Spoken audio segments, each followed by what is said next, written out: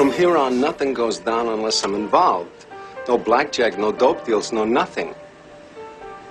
A nickel bag gets sold in the park. I want in. Yes. We are back again with another verified DB teach tape. It's your gracious host, Mr. VDB, back once again to kick a little game, kick a little flavor for all my young DBs out there. And with that being said, I know it's been a minute, so we're not going to spend too long on this introduction. We're going to get straight into it with our defensive back teach tape.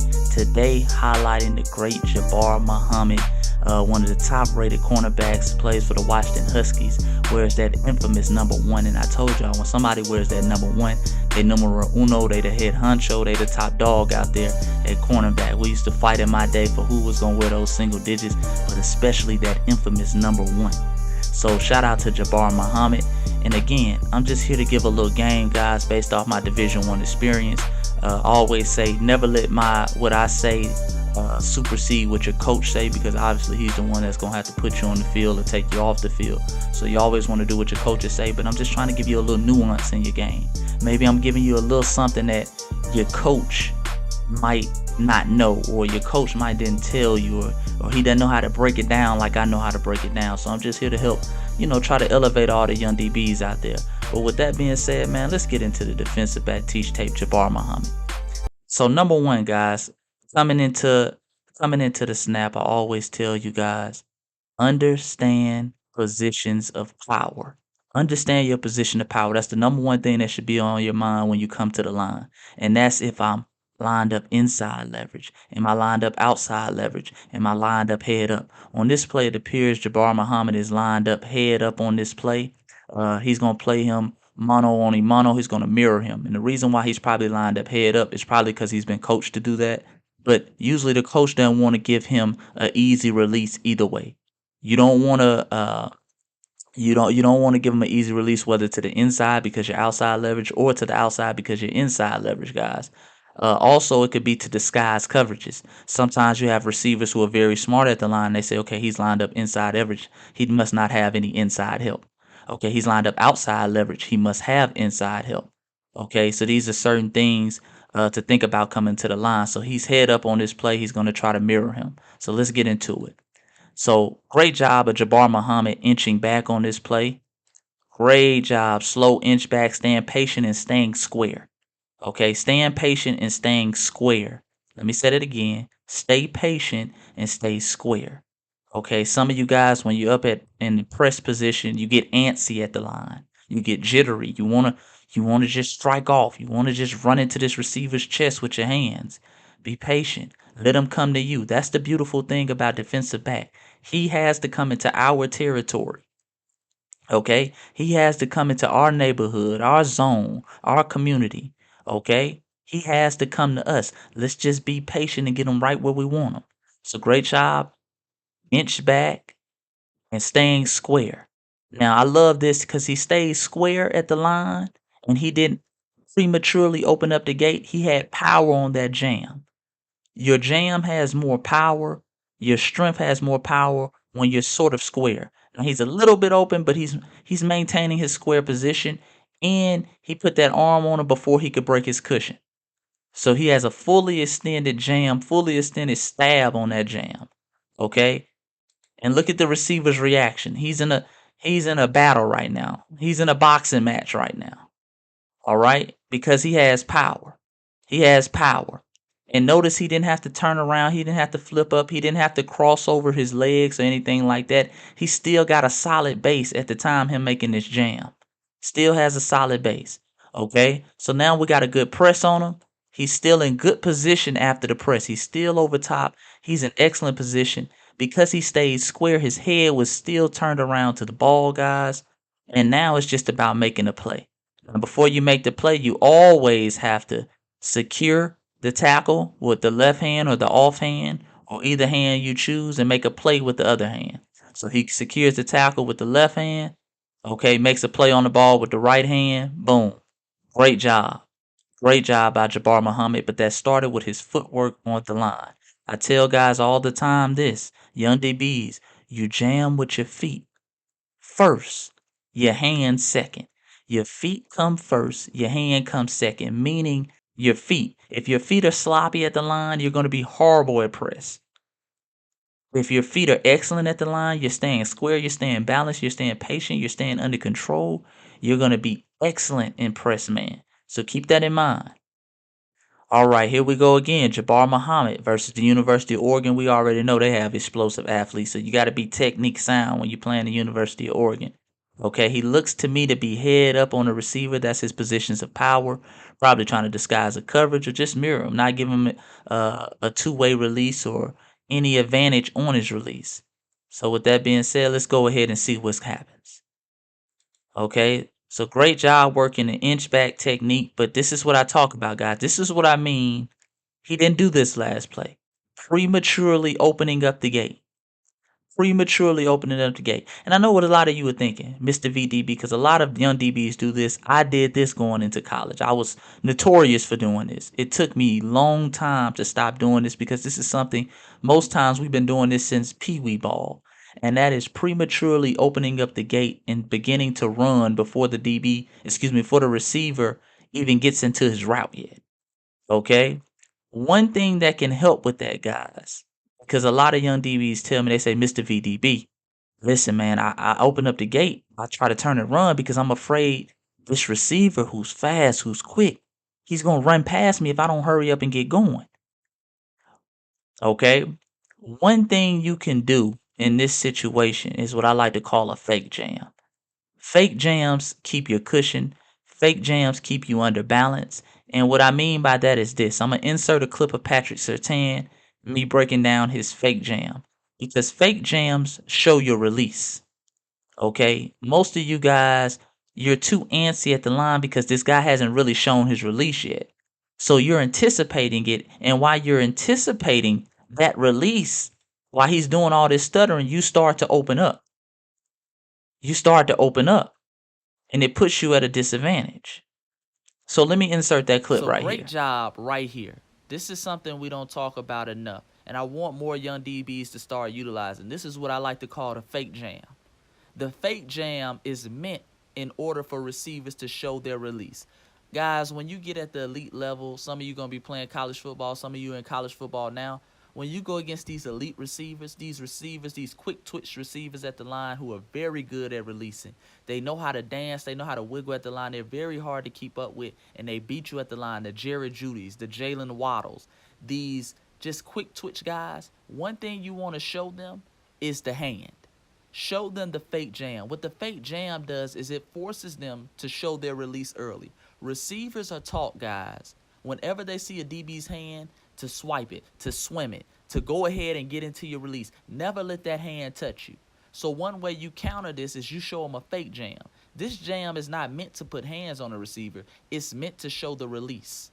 It's meant to show the release. Once this guy, George Pickens, declares his release, then you want to reposition that hand back on him. So watch what Patrick Surtain does. He shows the fake jam. George Pickens gets into his release. Now he puts the real hand on him. Now that he shows his release, he puts the real hand on him. And it kind of stumbles the receiver. It makes the receiver think at the line because now he know he got fooled into showing his release. So that's how you can utilize the fake jam, guys. That fake jam is going to give you more time at the line. It's going to make a receiver declare his release sooner because the receivers are taught not to let those hands get put on them. But let's run back this play with Jabbar Muhammad. Let's see what happens. Inch back, prematurely opens up the gate. Okay, and now because he prematurely opened up the gate, the receiver now he has a two-way go because he's in almost like a blind spot right here. He's in an awkward position where it's like, okay, I can go right here, I can shut it down, I can go left, right. You're kind of running backwards. You really don't have a good line of vision on this guy. He looks like he does, but he really doesn't. All he has to do is get into that blind spot area that you clearly helped to open up. So now he stops, and now, you're trying to get back under control. You're playing cat and mouse at this point. We never want to be in position with playing cat and mouse. Now, fortunately for Jabbar Muhammad on this play, he actually runs right back into him. He actually is running a double move on this play.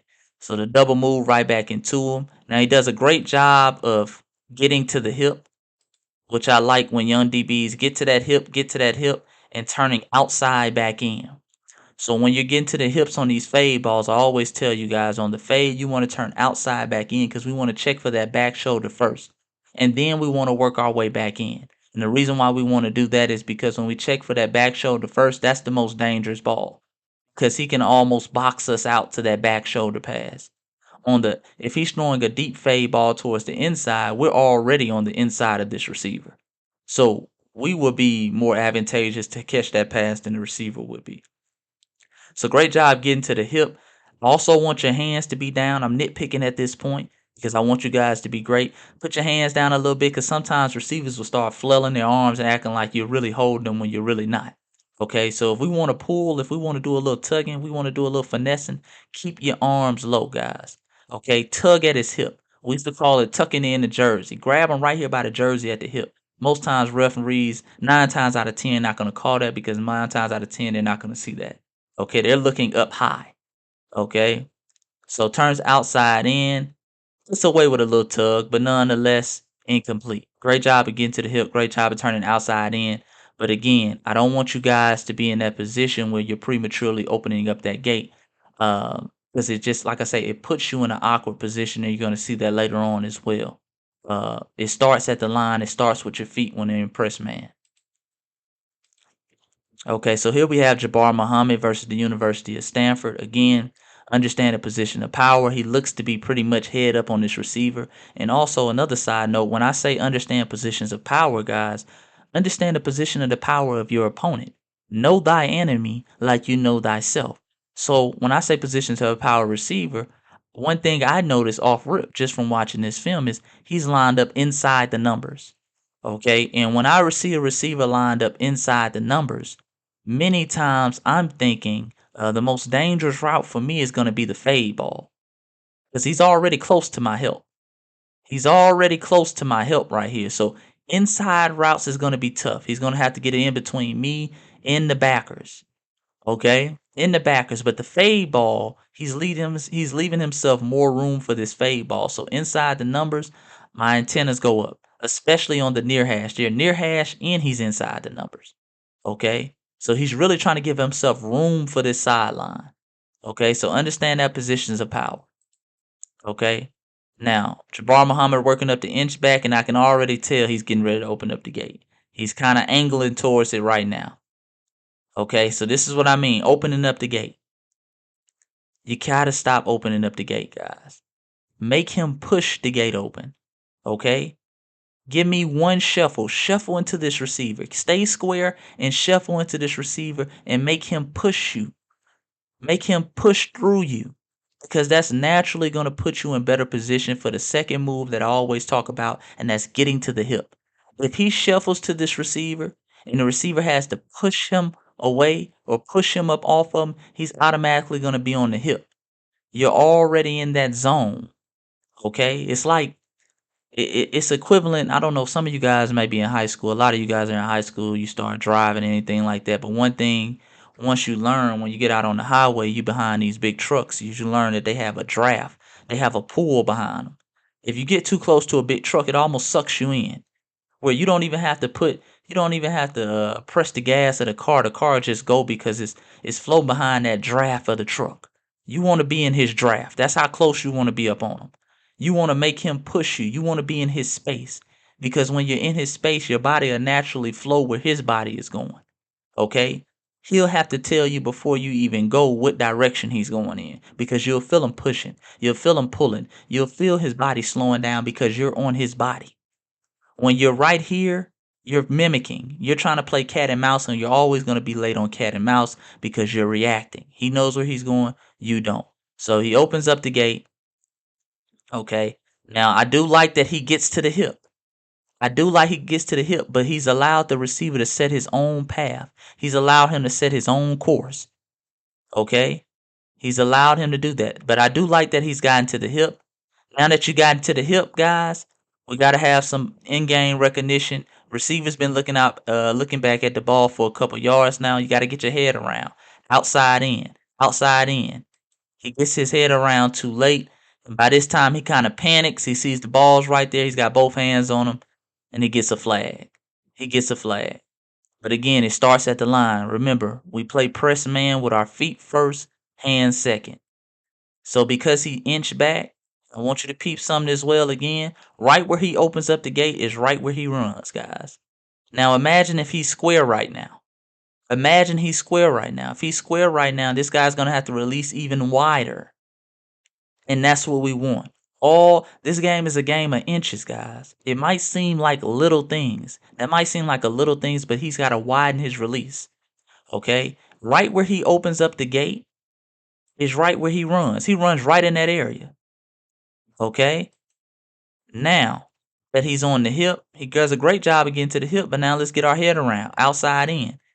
He's kind of face guarding him for the longest time, and then he gets his head around late, and he kind of panics, puts both hands on him, and it's a flag. But again, that started at the line, guys. We got to get our feet right. Now here we have another play, Jabbar Muhammad versus Oregon State. At Oregon State, this was a tremendous game. I remember watching this game live. Great game. I was like, man, Washington's got a great team. But this time he's playing bail coverage, understanding positions of power. He's playing bail. He looks to be outside leverage. Now, as a young DB, I'm thinking, what are his positions of power? Because part of knowing thyself, I have to know thy enemy. So I know I'm outside leverage. Okay? I know I have help to the inside. But what are his advantages? He's lined up in between the numbers. He's lined up inside, not in between the numbers, inside the hash mark, guys. So I'm automatically thinking my top concern, my top priority, I'm on high alert right now for out routes, post corners, anything outside because he is the widest receiver and he's already inside the hash. The widest receiver is inside the hash. That means he's trying to give himself space to work out here. Okay? So, and I'm already lined up outside. So I can't let him get anything outside. I have no help out there. Great job bailing. I like that he keeps his eyes on him in the bail. A lot of times when you guys are playing off coverage, you start letting your eyes wander back to the quarterback. He's not doing that. He's keeping his eyes highly focused on that man. He's moving and working straight down the hash, maintaining that about yard outside or outside leverage of the receiver and about a 3-yard cushion. I love that. I love that. Boom. The stick in the ground. We already knew coming into this mentally that probably the worst route that he can run right now for my disadvantage is outside because he has a lot of outside leverage. Okay. Great job right here. Speed turning, locating them. Now he kind of rounds off that speed turn, guys. You know, this is something you just got to get in the lab and work on. You know, those are defensive back drills. When you put out your cones, you got to be a little sharper on your speed turn. He kind of rounds it off a little bit. Nonetheless, gets his head around. I like how he still has not looked at the quarterback. He still has not tried to locate the ball. One thing that hurts a lot of guys as well in college is they start looking for the ball prematurely. I seen guys looking for the ball when they're 3 yards behind the receiver. Why are you looking back for the ball? Look at the receiver. Now, when you get in about that yard range zones, when you get in his vicinity, when you get in that draft that we just talked about on that last play, now we start trying to locate the ball. So right now you're sprinting like hell to the receiver. We're trying to get to that hip. Get to that hip. Now he got to the hip, still didn't look, but made a play on the ball. He knew it was going to be tight. He knew it was going to be tight. And honestly, that ball was probably a little bit late on the quarterback. But nonetheless, he made the quarterback have to make a perfect time and throw. The receiver had to break a perfect route, run a perfect route, and he got the break up. So great job by Jabbar Muhammad on that play. And again, that was just from strictly staying disciplined, keeping his outside leverage, keeping his cushion, and all those factors came into play. If he had maybe let him eat up his cushion a little too much, if he had maybe been a little nosy later on, he might have been a half a step late, and that might have been a completion. So great job by Jabbar Muhammad on that play. So here he is again. This time he is inside leverage, understanding positions of power. He's got an outside receiver. He's between the numbers and the hash. So kind of even on this point, giving him room to work, kind of even. But I'm still thinking a little bit of fade ball in this direction because he's not too wide. Okay, he's not too wide like he's trying to really work inside. I also have my safety on the inside as well. So inside leverage, cushion, nice smooth back pedal. Nice smooth back pedal. Cushion, Keeping that 3 yard cushion. 3 yards is the number I was taught. Maybe your coach told you different. And when I say 3 yards, meaning if he breaks inside 3 yards, that's when I'll begin to open up, start running, start to, try to see what he's doing, trying to get out my back pedal. Okay, but 3 yards, he's still maintaining that 3 yard cushion, and he's still kind of square. He's under control. So he doesn't go for that double move. He doesn't go for that double move because he's still kind of square. Still in great position because he maintained that cushion. Now you get to the hip. Great job of leaning on him. Great job of getting to the hip, leaning on him. Okay? And making a play. Beautiful. Beautiful job. Let me run that back one more time. So again, playing off man, keeping your cushion, nice smooth back pedal, maintaining your inside leverage. He gives us an inside move. We shut that down because we're already inside leverage. We don't overcommit. Kept his eyes on the receiver. And now, after that double move, get to the hip, locate the ball outside in, and make a play. Great job. Now, here he is versus the University of Oregon. Again, I believe this is in the Pac-12 championship. Understand positions of power coming into the play. I really can't tell what his position of power was, whether he was head up, inside leverage, or outside leverage. Nonetheless, appears to be working the inch back technique. Okay? And again, let me replay that back because this is big. I'm going to re-emphasize what I emphasized earlier for my young DBs out there if you're listening. A lot of receivers nowadays do this walk release. What they try to do with this walk release, guys, is they try to change speeds on you because they understand most DBs are reactionary. You're always reacting. And if he can go from 0 to 60, you tend to be a half a step or a whole step slow. Because he went from 0 to 60, back to 30. He's changing speeds on you. So they'll try to do this whole walk release, and then out of nowhere, they'll just take off. And you have to be ready for it. So again, another tool you can add to your arsenal, and Jabbar Muhammad doesn't do it on this play, is the fake jam. That fake jam will make him release. So if you don't like when receivers come off the ball and they're walking, they're doing all this little side stepping and just taking their time, show him the hand. When you show him the hand, I guarantee you he's going to get up out that release. Because receivers, again, understand your enemy like you know thyself. Receivers are hardwired to not let DBs touch them. They spend the first 10, 15, 20 minutes of practice working on releases. And all of them deal with knocking down the DB's hands, swimming, bipping, ripping. They are taught, they are hardwired not to let DBs touch them. So if you act like you're going to touch them, if you just flinch at them, they're going to get out that release. Okay? So for my guys who are very antsy at the line, he's taking too long to go, and you feel like you got to open up the gate because you feel like he's about to run past you. The anticipation is killing you. Before you do that, just put up your left hand, put up your right hand, act like you're going to punch him. He's going to release every time. Okay? So, and that'll mess up his timing because at that point, he's becoming reactionary. He's waiting for you to do something. And that's what we want. We want to be in control. We want to be in his head. So, great job of inching back on this play. Now, one thing that's key, he stays square, guys. Notice he didn't open up his gate. Now, we saw him earlier start to prematurely open up that gate when receivers took too long to release. This time, he stays square. Boom. He stays square, so he's still in good power position. Great power position, gets his hands through there and knocks around the ball. Great job. Now, imagine right here if he's already opened it up halfway. He'll have to turn his hips back around and then come downhill. And by that time, it's probably a completion. But because he's square, he doesn't have to do any hip turn. All he has to do is break. All he has to do is break. And he makes a great break on the ball, great play on the ball. Great job by Jabbar Muhammad on this play. Now, I put this play in here because this is just about finishing, guys. This is just about finishing, and this is about the little things. And this is what I mean. This is what I mean by you can be in great position, but mess up on a little thing, and it costs you. So he got called for pass interference on this play. This is still the Pac-12 championship. He's playing inside leverage off man. Great back pedal. Now he gets a little nosy early on. Great back pedal. Keeps his cushion. Because he's square, he breaks down on the receiver. But what I love is he keeps his eyes on the receiver. Why? Why does he keep his eyes on this receiver?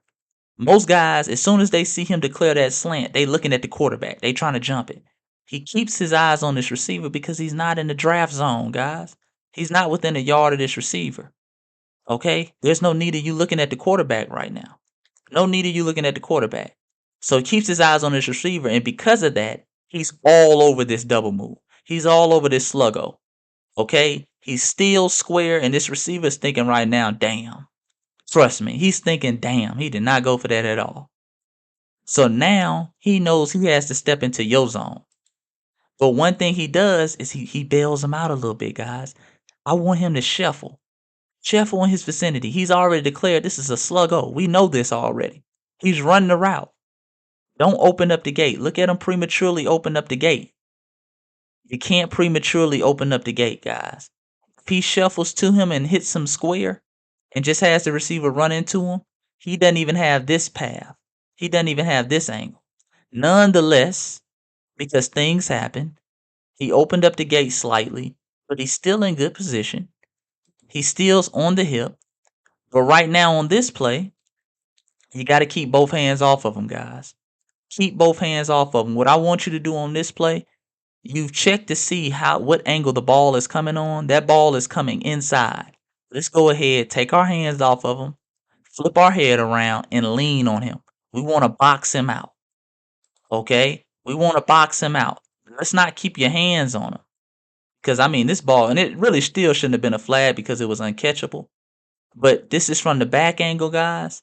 Once we declare, you can't see the ball, but once this ball, we already see the trajectory of this ball is coming inside towards my position. Let's go ahead, take that other hand off, that right hand off, flip our head around to the inside and lean on him. And I'm going to show you what I mean later because maybe you can't understand what I'm describing right now, but I'm going to show you what I mean later. Okay? But he keeps both hands on him and he kind of like presses him. He kind of presses him. Okay, and the ref ends up calling him for a PI on this play because you got both hands on his shoulders. And again, I told you about those high hands. You want to keep them hands down there around the hip area. You know, he keeps both hands on the shoulders and he ends up getting the PI call, guys. So unfortunate on that play. But again, that's a situation where you did a great job maintaining your cushion. Great job staying disciplined with your eyes on the slant where you can see the sluggo. And now because you made a $100 read, but you had a $5 finish, you got a flag. So those are little things you can clean up. Okay, don't get caught watching your work. Now, again, this is versus the University of Texas in the bowl game. Again, another tremendous bowl game. He's facing Isaiah Worthy on this play, and we all know Isaiah Worthy broke the 40 record this year. I think he ran like a 4.22, broke Chris Johnson's 40 record. So this guy can absolutely fly. He can absolutely fly. So understanding positions of power, and sometimes it's about knowing thyself. So on this play, he's going to start to prematurely open up a little bit, but I don't mind it. Why? Because he knows positions of power. This guy can fly. So if you got to get out of there a yard ahead of time, if you want to open up a little bit early, I'm not too picky on that. You got to know thyself. If you know you run a 4.6 and this guy runs a 4.3, listen, you might want to keep instead of a 3-yard cushion, you might want to keep a 5-yard cushion. Okay? So maintaining inside leverage. I love what he does as well.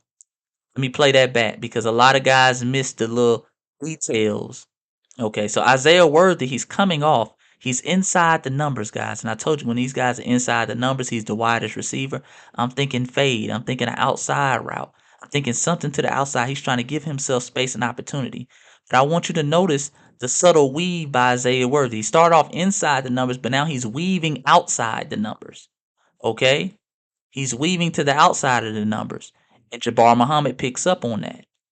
Now you can see his weave. Notice how he's weaving. He's weaving. He's weaving. He's still maintaining that inside position while also weaving to the outside like Xavier Worthy, excuse me. Okay, now he has a nice cushion. Okay, Isaiah Worthy is running a stop and go, but he's still in great position because he kept his cushion. He kept his weave. He's still on top of this guy. He's still on top of this guy.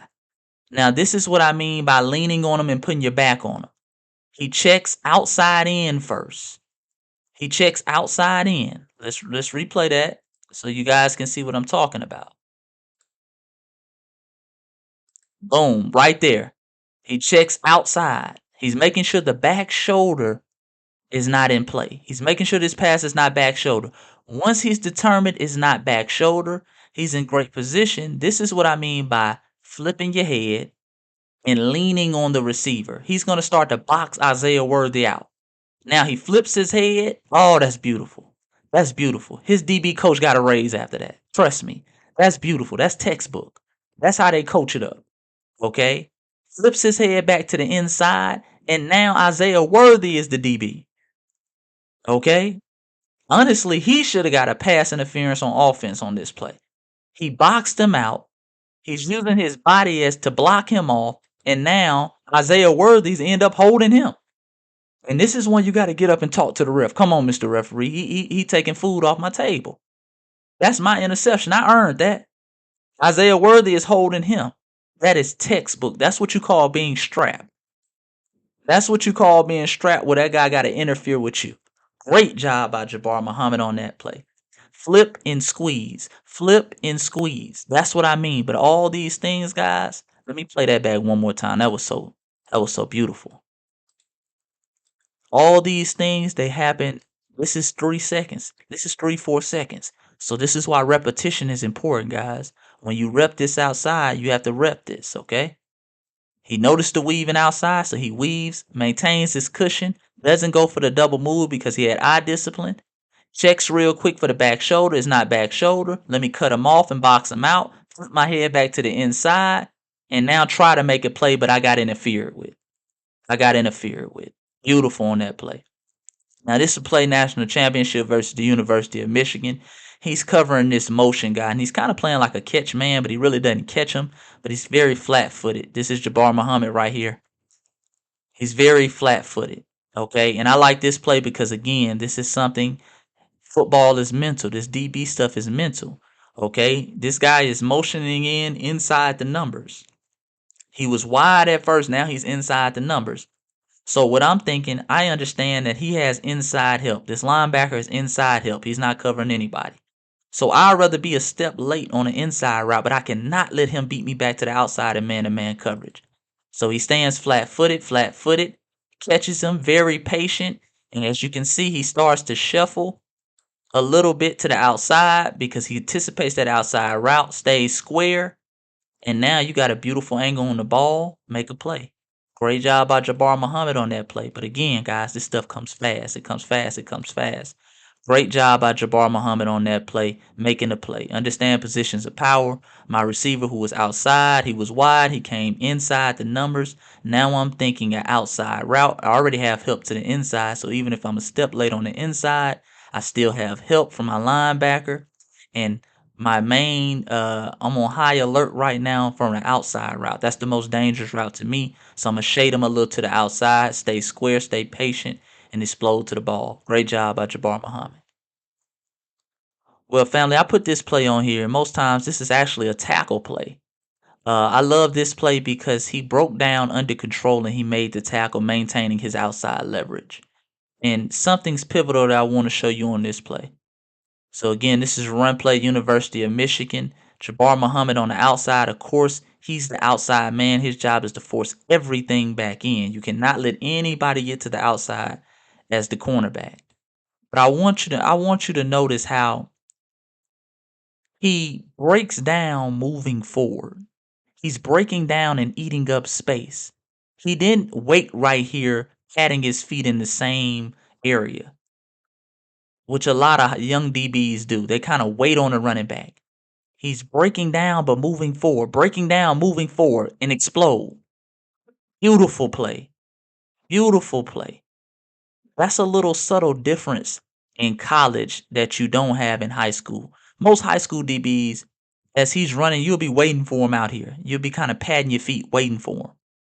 You can break down but move forward because we want to eat up space. Okay? So maintain this outside leverage. He's not out of control right here. He's not flying down like a wild man. He's under control, breaking down, but he's still moving forward. And he makes a beautiful play. Okay, eat up space, guys. When you're making the tackle, you want to make the tackle come in full speed but under control. Okay, we don't want to give him time to react. Okay, so he's made him make a decision, but he's still coming forward. Oh man, with that being said, this is another classic version of Defensive Back Teach Tape. It's your gracious host, Mr. VDB.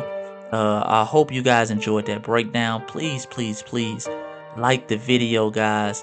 I'm going to try to be more consistent with putting these Defensive Back Teach Tapes out. I know you guys really enjoy this, but I just want to thank y'all for tuning in again. I'm going to start posting some shorts up on the page. Y'all give me some ideas of people you want to see in the comment section. I like sticking with college. I think y'all like the college DBs better because, you know, a lot of us are in high school. We're inspiring college players. You know, guys in the league probably are not really watching this Defensive Back Teach Tape. So I think we can learn a lot more from the young DBs in college. And that's more realistic as far as our athletic level and different things of that nature. But I hope you guys enjoy this. Please share the video. Please like, comment, and subscribe. And until next time, it's your gracious host, Mr. VDB. Show love in the comment section. I'm out.